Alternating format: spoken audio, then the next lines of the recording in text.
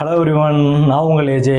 இன்னைக்கு நம்ம பார்க்க போகிற வீடியோ என்னன்னா வாழை இலைகளை பற்றி தான் நம்ம பார்க்க போகிறோம். அந்த காலத்தில் நம்ம முன்னோர்கள் எதுக்காண்டி வாழை இலை யூஸ் பண்ண ஆரம்பித்தாங்க, இப்போ நம்ம எதுக்கு ஒரு ஃபங்க்ஷன் டைம் வந்தாலும் இல்லை வேறு ஏதாவது சும்மானாலும் நம்ம வீட்டில் வாழை இலை எதுவும் இருந்துச்சுன்னா அதில் ஏன் சாப்பிட்றோம், அதுக்கு பின்னாடி இருக்கக்கூடிய அறிவியல் என்ன, வாழை இலையில சாப்பிடும்போது அது செய்யக்கூடிய, அதாவது நம்ம உடம்புக்கு செய்யக்கூடிய நல்ல விஷயங்கள் என்னென்ன, எல்லாத்தரை பற்றியும் ஒரு தெளிவான ஒரு வீடியோவாக தான் இந்த வீடியோ இருக்க போது. சரி, வாங்க வீடியோக்குள்ளே போகலாம்.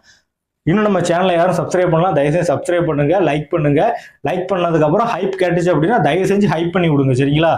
சரி, வாங்க வீடியோக்குள்ள போகலாம். வாழை இலைகள், இந்த வாழை இலைகள்ல நார்மலாவே இயற்கையாவே பாக்டீரியாக்களை ஒழிக்கக்கூடிய தன்மைகள் அதுல இருக்கு. அது மட்டும் இல்லாம நம்ம வாழை இலைகளை டச் பண்ணி நீங்க பாத்தீங்கன்னா தெரியும், அதுல வந்து ஒரு வேக்ஸ் மாதிரி, அதாவது மெழுகு போன்ற ஒரு படலம் ஒன்று இருக்கும். அந்த படலத்துக்கு பேர் என்னன்னா பாலிஃபினல்ஸ். அந்த பாலிஃபினல்ஸ் உடம்புக்குள்ள போகும்போது என்னென்ன நல்ல விஷயங்கள் செய்யும் அப்படின்னா, அதாவது நம்ம சாப்பிட்றப்ப ஒரு சூடான சாதத்தை நம்ம வாழை இலையை கழுவிட்டு இல்லை கழுவாமனாலும் சரி அதில் நம்ம போட்டு சாப்பிட்றப்ப அதுல இருந்து வரக்கூடிய அந்த புகை வரும் பார்த்தீங்களா, ஒரு சூடான சாதத்தை போட்ட உடனே அப்படி ஹீட்டான ஒரு பொருள் அந்த வாழை இலையில பட்ட உடனே அதில் இருக்கக்கூடிய அந்த பாலிஃபினால்ஸ் அப்படிங்கிற திரவம் வந்து வெளியே வருது. அந்த புகையோட சேர்ந்து மேல்டாப்ல அந்த ஆவியா வெளியே வருது. அப்படி வெளியே வர்றதுனால தான் நம்ம உணவு நம்ம தட்டில் சாப்பிடும்போது எந்த அளவுக்கு ருசியா இருக்கோ அதை விட 100 மடங்கு ஜாஸ்தியா நம்ம வாழை இலையில சாப்பிட்டோம்னா அந்த உணவு டேஸ்டா இருக்கிறதுக்கு காரணம் இதுதான். அது மட்டும் இல்லை, அந்த பாலிஃபினால்ஸ் திரவம் வெளியே வரும்போது அந்த உணவு, அதாவது சூடான அந்த சாதத்தை நம்ம சாப்பிட்றப்ப உடம்புக்குள்ள போகுது அப்படின்னா அதுல அந்த பாலிஃபினால்ஸ் என்னென்ன செய்யுதுன்னா, ஃபர்ஸ்ட் வந்து உடம்புக்குள்ள ஏதாவது ஜெம்ஸ் இருந்து அந்த ஜெம்ஸை கிளியர் பண்ணுது. அந்த சாப்பாட்டுல நம்ம சாப்பிடக்கூடிய அந்த சாதத்துல இல்லை சாப்பாட்டுலயோ அந்த தீங்கு செய்யக்கூடிய அந்த பாக்டீரியா, அந்த ஜெம்ஸ் எதுவும் இருந்துச்சு அப்படின்னா அந்த ஜெம்ஸையும் கொண்டுரும். அது மட்டும் இல்லாமல் உடம்புக்குள்ள போச்சு அப்படின்னா அதுவும் நம்ம சூடா சாப்பிட்றப்ப அதிகமான செரிமானத்தன்மை வாழை இலையில சாப்பிட்டா இருக்கும். நோயை எதிர்க்கக்கூடிய சக்தியும் அந்த நோயை உருவாக்கக்கூடிய அந்த ஜெம்ஸ் கிளியர் பண்ணக்கூடிய ஒரு பவரும் வாழை இலைக்கு அதிகமாகவே இருக்கு. அந்த வாழை இலையை நம்ம சாப்பிட்றதுக்கு மட்டும் கிடையாதுங்க, வாழை இலையை வயிற்றுப்புண், அதாவது அல்சர்னு சொல்லுவோம் பார்த்தீங்கன்னா, அல்சரு கூட யூஸ் பண்ணலாம். அது எப்படின்னா, நம்ம இந்த வயிற்றுல புண்ணு ஏற்படுற நேரத்தில் அல்சர் டயத்தில் டாக்டர் போய் கேட்டோம் அப்படின்னா அவங்க சொல்றது என்ன சொல்லுவாங்கன்னா, ஏன்னா எனக்கு ஒரு தடவை சின்ன வயசுல ஒரு வாட்டி அல்சர் வந்திருக்கு. ஸ்கூல் படிக்கிற டயத்தில் இந்த 10th 11th படிக்கிறப்பவே வந்துருந்துச்சு. அப்போ நான் டாக்டர்கிட்ட போயிருக்கிறப்ப அவங்க என்ன சொன்னாங்க அப்படின்னா, அதிகமா தண்ணி குடிங்க, சாப்பாடு சாப்பிட்றீங்க அப்படின்னா அதுல வந்து வாழை இலையில மட்டும் சாப்பிடுங்க, அதிகமா தயிர் குடிங்க, ஒரு நாளைக்கு 3 லிருந்து 4 லிட்டர் வரைக்கும் நீங்க தண்ணி குடிக்கிறது நல்லது. அது மட்டும் இல்லாம காலையில இருந்து, அதாவது காலைல ஒரு 8 மணிக்கே உணவு எடுத்துக்கோங்க. நைட் நீங்க ஒரு 10 மணி 11 மணி தூங்கினாலும் பரவாயில்ல, காலைல நீங்க 8 மணிக்கே ஆனா சாப்பிட்டுருங்க. அது மட்டும் இல்லாம 12:30 to 1:30 மதிய உணவு சாப்பிட்டுருங்க. அதுவும் கொஞ்சம் நல்லாவே சாப்பிடுங்க மதிய உணவு. ஏன்னா மதிய உணவுல இருந்து அப்புறம் நீங்க நைட்டு சாப்பிட்றது வந்து 9 மணிக்கு மேலேயா தான் இருக்கும். 9 மணி நேரம் கேப் இருக்கிறதுனால நீங்க நல்லா சாப்பிடுங்க அப்படின்னு சொன்னாரு. அது மட்டும் இல்லாம நல்லா தயிர் குடிக்கணும், தண்ணி குடிக்கணும், அதை சொல்லிட்டேன்னு நினைக்கிறேன். இளநீ அதிகமாக எடுத்துக்கிட சொன்னாங்க. இது கிரேப் ஜூஸ் அதிகமாக எடுத்துக்கிட சொன்னாங்க. கேரட் ஜூஸும் குடிக்க சொன்னாங்க. ஆனால் அதிகமாகலாம் ஒன்றும் சொல்லலை, கிரேப் ஜூஸ் தான் சொன்னாங்க மெனக்கட்டு. இதெல்லாம் வந்து அல்சரை கிளியர் பண்ணக்கூடிய ஒரு மருந்து, அதாவது இயற்கை சம்மந்தப்பட்ட மருந்தாவே அந்த டாக்டர் என்கிட்ட சொன்னார். இது அப்போ எனக்கு இந்த வாழை இலையை பற்றி முழுசாக எனக்கு தெரிஞ்சுது அப்படின்னா, ஏன்னா நம்ம அம்மாக்களுக்கு வந்து வாழை இலையை சாப்பிட்டா நல்லதுன்னு மட்டும்தான் தெரியுமே தவிர அதில் இருக்கக்கூடிய அந்த டீட்டெயில்ஸ், அது பின்னாடி இருக்கக்கூடிய விவரங்கள் என்னன்னு யாருக்குமே தெரியல. அப்பவுமே எனக்கு இந்த விவரம் தெரிஞ்சது அப்படின்னா, அந்த வாழை இலையை அரைச்சி அதை நான் உள்ளே எடுக்கிறப்ப அந்த வயிற்றுப்புண் எனக்கு வந்து 2 மாசத்துல என்னமோ தான் கிளியர் ஆச்சு. அப்பவுமே நான் அந்த வாழை இலை சாரை நான் உள்ளே எடுத்திருந்தேன் அப்படின்னா எனக்கு வந்து ஒரு 2 to 3 வாரத்துக்குள்ளேயே இது கிளியர் ஆக்கி விட்டுரும். அந்த அளவுக்கு ஒரு பவர்ஃபுல்லான ஒரு லீவ்ஸாக தான் அந்த வாழை இலை இருக்கு. அது மட்டும் இல்லைங்க, இந்த வாழை இலையை அரைச்சி குடிக்கிறது மட்டும் இல்லை, வாழை இலையை அரைச்சி முகத்துல பூசணிக்க அப்படின்னா அந்த பாலிஃபினல்ஸ், அந்த திரவம் இருக்கு பார்த்தீங்களா, அது வந்து மெழுகு போன்ற ஒரு படலத்தை உருவாக்குறதுனால அந்த மெழுகு போன்ற படலம் வந்து கஞ்சி தண்ணியிலையும் இருக்கு. அந்த மெழுகு போன்ற படலம், ஆனால் அதுக்கு பேர் பாலிஃபினல்ஸ் கிடையாது. அந்த கஞ்சி தண்ணியில இருக்கக்கூடிய அந்த மெழுகு போன்ற அந்த வேக்ஸ் போன்ற அந்த இதுவுமே உடம்புக்கு வந்து, அதாவது ஸ்கின்னுக்கு வந்து ரொம்ப நல்லது, சரிங்களா? அந்த கஞ்சி தண்ணியையும் நம்ம வாழை இலையும் சேர்த்து நம்ம அரைச்சி அதை நம்ம முகத்துல இல்லை உடம்பு ஃபுல்லா பூசிக்கிட்டோம் அப்படின்னா கூட ஒரு தோல் எரிச்சல், அந்த உடம்புல வரக்கூடிய வெண்புள்ளிகள் இது எல்லாத்தையும் கிளியர் பண்ணி விடுது.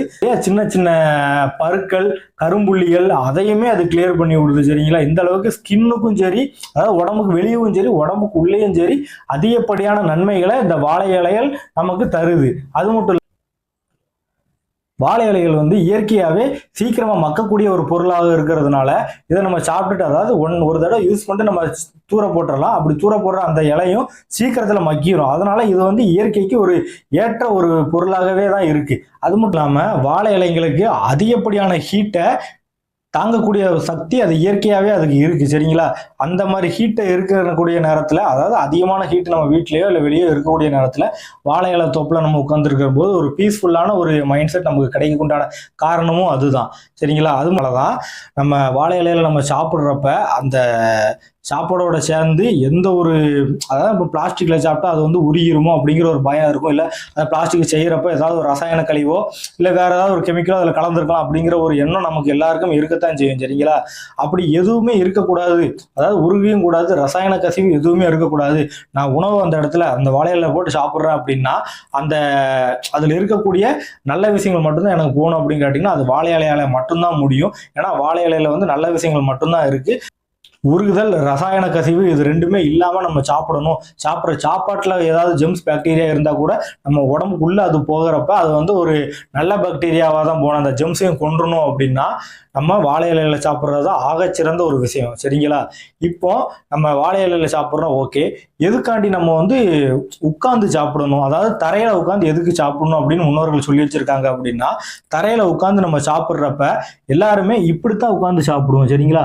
அதாவது அதிகப்படியான நம்பர்கள் தரையில உட்காந்து நம்ம சாப்பிட்றப்ப வாழை இலை தரையில இருக்கும், அதை நம்ம குனிஞ்சு இப்படிதான் சாப்பிடுவோம். அப்படி நம்ம குனிஞ்சு சாப்பிட்றப்ப, அதாவது தட்டோ இல்லை வாழையில இப்படி கையில இருக்கக்கூடாது. சரிங்களா? கையிலே நம்ம அடியிலே இருக்கக்கூடாது. இப்படி தரையில வச்சு இப்படி நம்ம குனிஞ்சு சாப்பிட்றோம் அப்படின்னா, அப்படி சாப்பிட்றப்ப, அதாவது அந்த அப்படி குனியிறப்ப நம்ம உடம்புல இருக்கக்கூடிய அந்த குடல் வந்து சுருங்கி விரியும். சரிங்களா?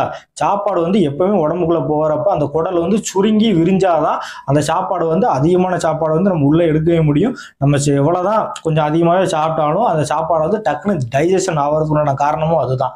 சரிங்களா? நீங்க வேணா ஒரு தடவை டைனிங் டேபிள்ல வச்சு உட்காந்து சாப்பிட்டு பாருங்க, வாழை இலையில தட்டுல எதுல வேணாலும் சரி.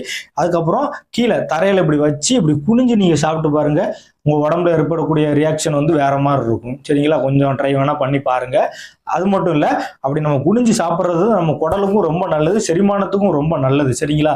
அடுத்து நகம் வெட்டுறது. நகம் வெட்டுறத வந்து நிறைய பேர் ஒரு வேண்டாத ஒரு செயல் அப்படிங்கிற மாதிரியே, ஒரு தேவையில்லாத ஒரு விஷயம் அப்படிங்கிற மாதிரியே பாக்குறாங்க.